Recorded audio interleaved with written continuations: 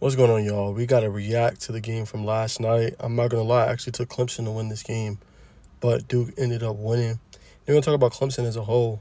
Is it over for them? But let's talk about the game first. Game is really surprising if you think about it, right? 28-7. Defense played good the whole game. It was 7-6 game at halftime. Really a defensive game.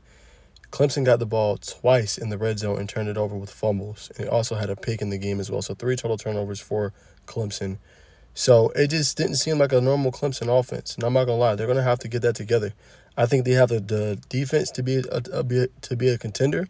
But I think offensively they got a lot of things they got to work out. And, a lot of the blame was going to DJ Ugale. But I think with his performance week 1 with Oregon State, I think we see his bigger problems here. But what I'm going to say is Clemson, this is only one game. A lot of people like to overreact to one game.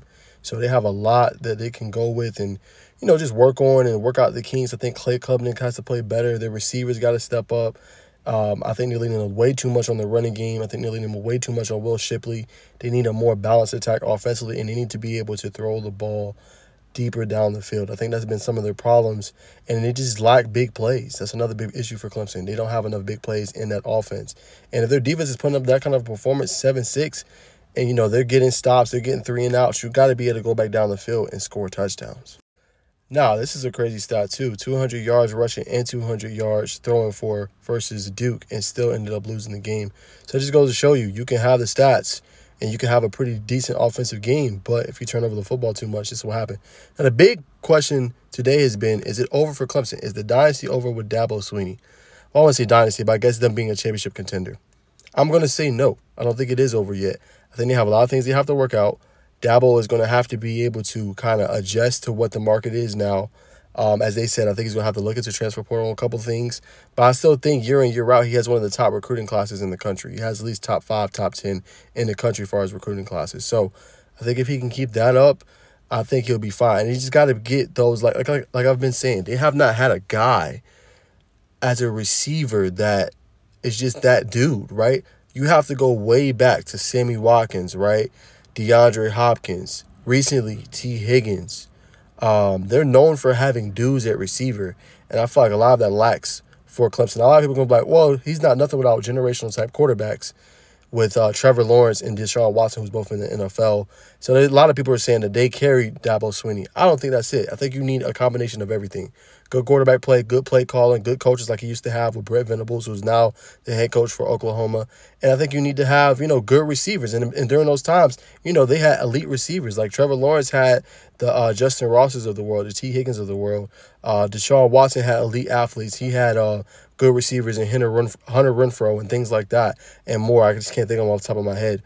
But I'm just saying, you need a whole culmination of everything in order for a team to be elite and good. It's not just the coach. It's not just the player. A lot of people in the media, they put the success on just one part of it. It's a whole culmination of everything in order to be a state or to be a national contender and be able to win titles. So is it over? No. I think he has to adapt. And the cool thing, if you look at their schedule, which I'm going to pull up here in a second. All right, now let's look at the schedule. So lost to Duke. They're going to beat Charleston Southern. They're going to beat Florida Atlantic. Now, this next one, I almost said it, but they got Florida State at home, right? A lot of people are on Florida State saying that they're the top team, which they are, but this is a road game for Florida State. And in that game at LSU, they played really well. They ran away within the second half, 31 points, 31-7, pretty much shut them down. Great play from Jordan Travis. They slowed the game down for him. But I think it's going to be interesting to see, can they do that again, right? Clemson has a really good defense. That's getting slept on a lot. I think that's going to be an interesting game. And if Clemson wins this game, that's going to have a lot to say in the ACC rankings and also maybe even the national championship conversation in the college football playoff as well. So I don't think it's over. They have a lot of notable games where they get some steam and get some remarkable and notable wins on their resume, right? Still got Syracuse. They should beat Syracuse. Wake Forest will be interesting. Miami, I'm a Miami fan, so that one I think is on the road. That's going to be a tough one, right? Going down to Miami Gardens and beating them, we'll see. But if you win that, that's another notch on your resume, right? And you got NC State. They should be NC State. Notre Dame, who they lost to when they were pretty good last year. That should be an interesting team as well.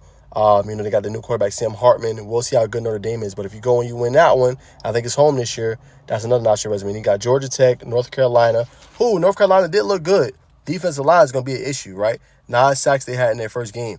But, Drake May's obviously a top 5 prospect in the upcoming draft. But, again, he didn't look his best, So we're going to see what happens with him as well. He's going to have to improve from that game. And you got South Carolina. South Carolina couldn't protect. So all those are winnable games, in my opinion, for Clemson. We'll see how it shakes out, but I wouldn't say it's over.